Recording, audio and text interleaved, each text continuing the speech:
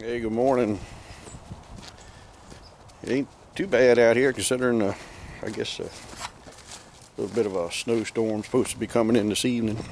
But, a lot of people think the Bible has some curious phraseology and some different wordings and words, old archaic. When I say the Bible, I'm talking about the King James Bible. A lot of people wonder why they chose certain words.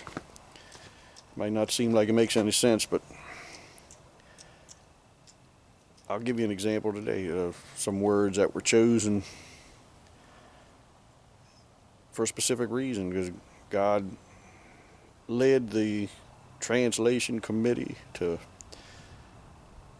use that word when they were translating it into English. And I'll just give you a little example of that today. We're going to look at a couple of different verses. Let's see. 2 Corinthians 2:11. This is Paul's second letter to the Corinthians. Starting at 10. It said, "To whom ye forgive anything, I forgive also. For if I forgave anything, to whom I forgave it for your sakes, forgave I it in the person of Christ. Lest Satan should get an advantage of us, for we are not ignorant of his devices." We are not ignorant of his devices. Why did they choose the word devices? They could have chose any number of different words. Could have just chose, we're not ignorant of his schemes. We're not ignorant of his evil intent. We're not ignorant of his treachery. We're not ignorant of his malice toward us. But it didn't choose any of those. It chose, for we are not ignorant of his devices. Now this, people all through history would get the meaning of this. This is translated in 1611. And people from then up to now would get the right meaning from this, but this kind of in recent history, this means a little something more also to me anyway. I always thought, if more so a few years ago, not as much now, but people's different things they use to communicate, their handheld devices, of course now people just call it a smartphone or whatever usually, but a few years ago people had different things, Palm Pilots, Blackberries, things like that, flip phones. I mean, now everybody supposedly has an iPhone, but they were called your device, whatever device you had. And it's still used today to probably a lesser extent. But when I see this here, I think, man, the Holy Spirit led them to use that word devices when speaking about Satan's evil schemes, evil intents. It gave it extra meaning to me anyway, that Satan can make great use of his devices, your device, that whatever you use, your smartphone, your whatever you got. People were not designed to constantly have input all the time. People put their earbuds in and or their Bluetooth, and they're in constant either talking with somebody or communicating or listening to music or something all the time. And God did not design us that way. Let me go back here.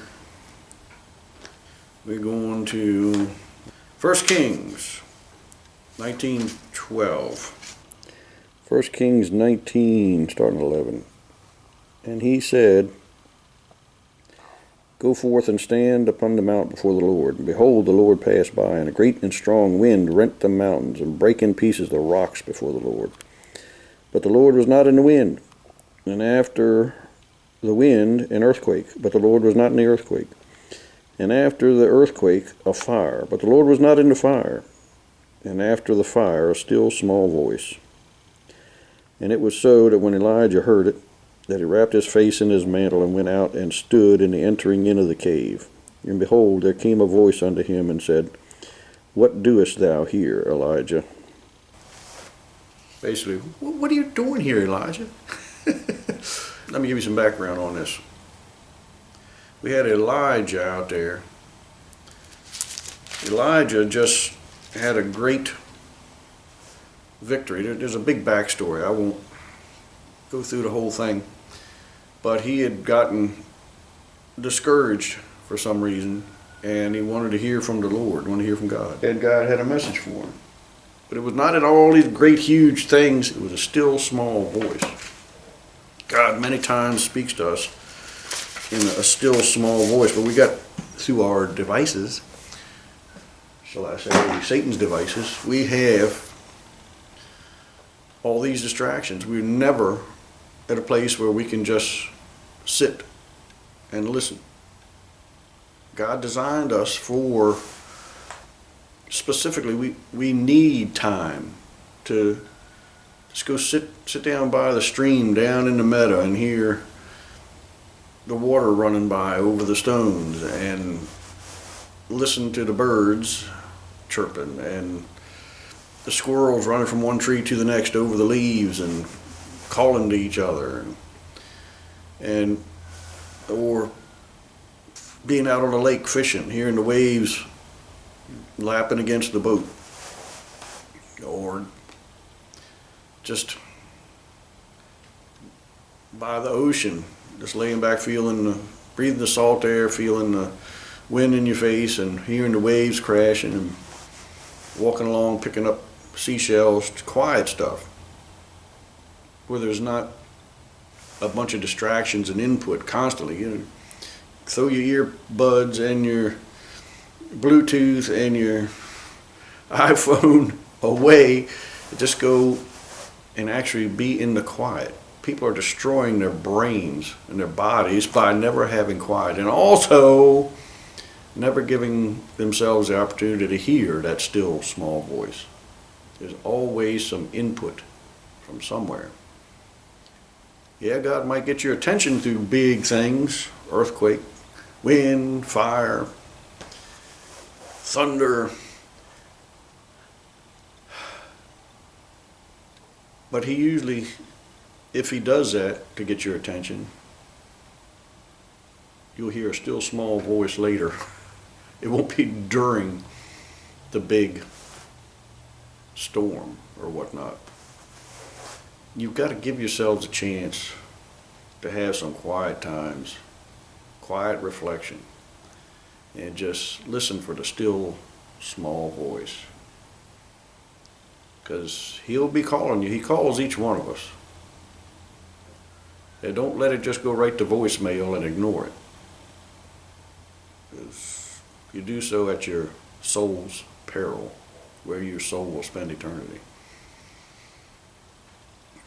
Anyway, I just thought that was neat that the Bible translators chose that word, and I'm sure in other periods of history, different words that were chosen meant more to the people in that time than they do to us. I mean, they still have the meaning for us, we understand it, but it becomes clear.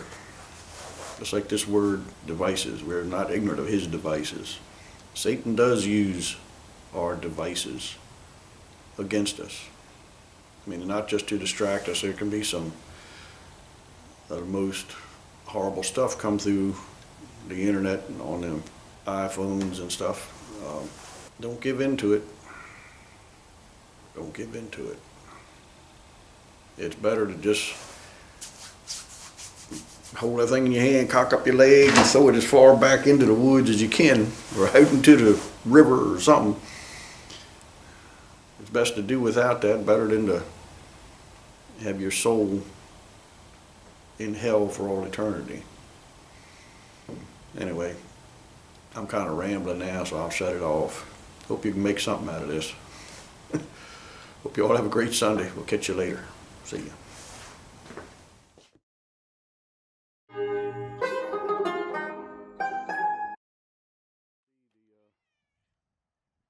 The snow squalls on Saturday.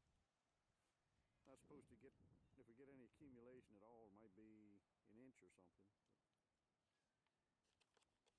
But it's nasty.